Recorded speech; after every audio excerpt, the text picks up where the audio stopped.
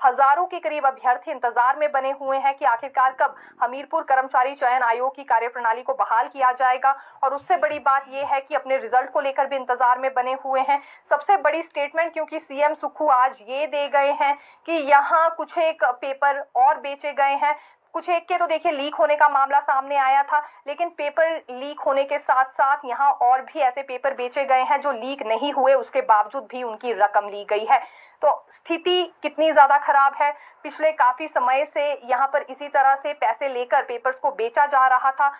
अब इनका ये मानना है कि बहुत से पेपर्स ऐसे भी हुए हैं जो लीक नहीं हुए लेकिन फिर भी बेचे गए। तो मतलब इसका ये निकल रहा है कि खुद को उस परीक्षा में पास करवाने के लिए भी यहाँ रकम दी गई है। उन बेरोजगार युवाओं के साथ ये बड़ी नाइंसाफी है जिन्होंने दिन रात मेहनत की है परीक्षा क्लियर करने के लिए। या तो पहले ही क्वेश्चन पेपर यहाँ पर कुछ एक अभ्यर्थियों के पास पहुंच रहे थे जो पहले ही रकम देकर उन्हें खरीद रहे थे, जो पहले यहाँ पर क्वेश्चन पेपर नहीं खरीद पाए वो बाद में रकम देकर खुद को पास करवा रहे थे। इस तरह के संकेत दिए गए हैं। 2 एजेंसीज अभी इस मामले में जांच कर रही है और आयोग की कार्यप्रणाली कब बहाल होगी, जब ये सीएम सुक्खू से पूछा गया तो उनका ये कहना था कि अभी इसमें बारीकी से जांच की जा रही है। जब तक रिपोर्ट्स पूरी तरह से सामने नहीं आ जाती है, कौन कौन सी भर्तियों में धांधली हुई है, इस बात को लेकर स्पष्टीकरण सामने नहीं आता है, तब तक यहाँ आयोग की कार्यप्रणाली को बहाल नहीं किया जाएगा। बहुत सोच समझकर यहाँ कार्यप्रणाली को सस्पेंड किया गया है और इसीलिए किया गया है ताकि भविष्य में किसी की भी हिम्मत ना हो इस तरह की हरकत को अंजाम देने की,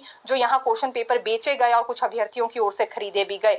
तो यानी कि जब तक यहाँ पूरी तरह से डिटेल सामने नहीं आ जाती है, आयोग की कार्यप्रणाली तो बहाल नहीं होने वाली है। और अब यहाँ एक चीज को लेकर और संकेत मिल गए हैं कि केवल क्वेश्चन पेपर लीक ही नहीं हुए हैं, बल्कि लीक होने के साथ साथ जब ये यहाँ परीक्षा आयोजित हो भी गई थी उसके बाद भी रकम ली गई है ऐसे ही आरोपियों की ओर से और उन्हें पास करने का काम किया गया है।